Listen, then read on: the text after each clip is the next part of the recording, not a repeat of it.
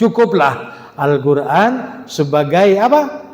Imamin mubin. Fi imamin mubin. Imam yang nyata bagi kita. Imam yang jelas dan menjelaskan sehingga pelakunya menjadi mulia. Ini Al-Quran. Jangan salah kaprah. Kita punya konsep Al-Quran, pedoman hidup Al-Quran, tujuan hidup Al-Quran, pegangan hidup Al-Quran. Tidak ada kitab yang lebih mulia daripada Al-Quran. Wa bi ayyi haditsin ba'dahu yu'minun. Apakah kamu setelah Al-Quran ini adakah yang kamu beriman selain daripada Al-Quran? Akankah kamu beriman selain daripada Al-Quran? Tidak ada.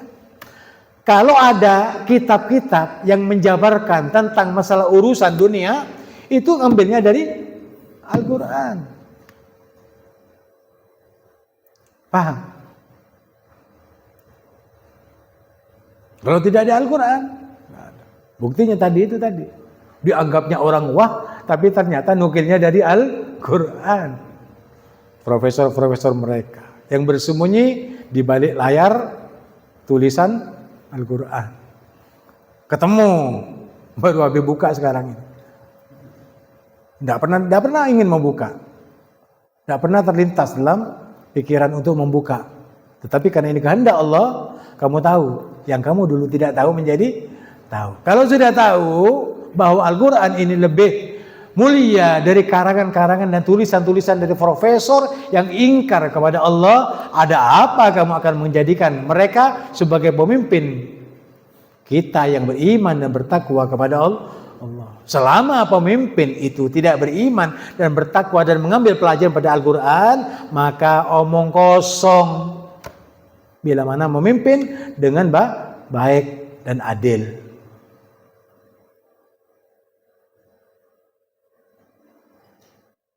Innallaha ya'muru bil adli wal ihsan. Sesungguhnya Allah menyuruh kalian semuanya untuk berbuat adil. Jangan presiden. Kamu presiden dalam rumah tangga. Bapak rumah tangga. Jadi kepala rumah tangga itu adalah laki-laki. Ar-rijalu qawwamuna 'alan nisa. Laki-laki itu pemimpin bagi kaum wanita.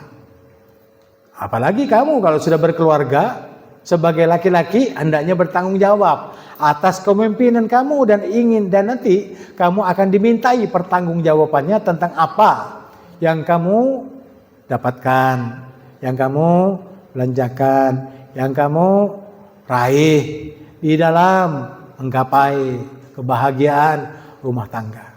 Dan bila mana mereka yang ada di bawah kita melanggar janji-janji Allah, melanggar syariat-syariat Rasulullah dan Allah, maka wa'mur ahlaka bis-shalah. Perintahkan istrimu, anak-anakmu, keluargamu untuk senantiasa memelihara waktu-waktu salat. Wa innaha lakabiratun illa 'alal khashi'in. Dan sesungguhnya salat itu berat memang. Memerintah itu berat. Jangankan memerintah, kita sendiri salat berat. Apalagi mau berjamaah di waktu berat. Ya. Fastabir 'alaiha. Maka hendaknya kamu jadi pemimpin itu harus sabar. Harus sabar. Sabar itu di dalam taat kepada Allah. Jangan sabar dengan mengeluarkan semua harta bendanya untuk menjadi pemenang di dalam permainan. Tetapi jadilah kamu pemimpin yang akan mengayomi rakyatnya. Itu presiden.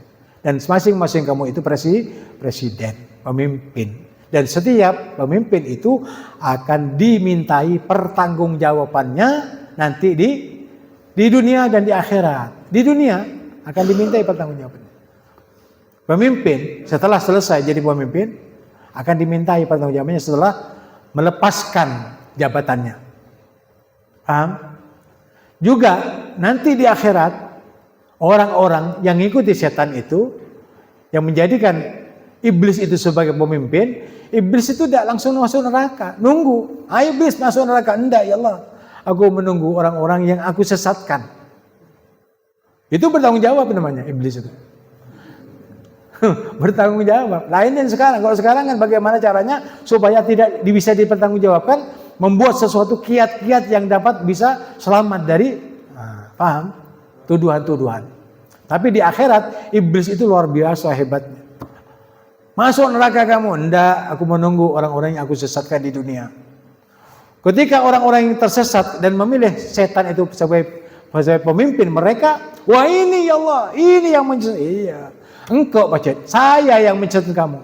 Tidakkah kamu tahu bahwa aku adalah musuhmu? Di dalam Al-Quran sudah tahu, kamu orang Islam tahu bahwa aku adalah musuhmu. Kenapa engkau menjadikan aku sebagai kawanmu? Goblok ini katanya setan. Itu setan. Sudah kita ketakutan mau masuk neraka karena sebab amaliyahnya sudah mengikuti setan, maka setannya bilang goblok-goblok kita. Ya tapi kamu yang mengajak, kenapa kamu mau? Aku hanya membisikkan kepada kamu. Kamu itu hanya dibisikkan, diajarkan, nafsumu, perasaanmu ditundukkan dengan omonganku. Padahal kamu itu punya Al-Quran. Kenapa kamu tidak itu Al-Quran? Kenapa kamu mengikuti ambisimu, perasaanmu, nafsumu yang membangkang kepada Tuhanmu? Kamu menyalahkan aku? Ya jangan gitulah katanya setan. Kalau kamu itu sudah salah, kalau kamu dulu di dunia tidak menggunakan akal dan hati, kalau kamu dulu di dunia kamu tidak menggunakan iman dan Islam, maka jangan ribut-ribut. Kamu memang disediakan oleh Allah untuk menemani aku di neraka. Karena kamu telah menjadi teman di dunia, maka aku ajak kamu berteman di neraka.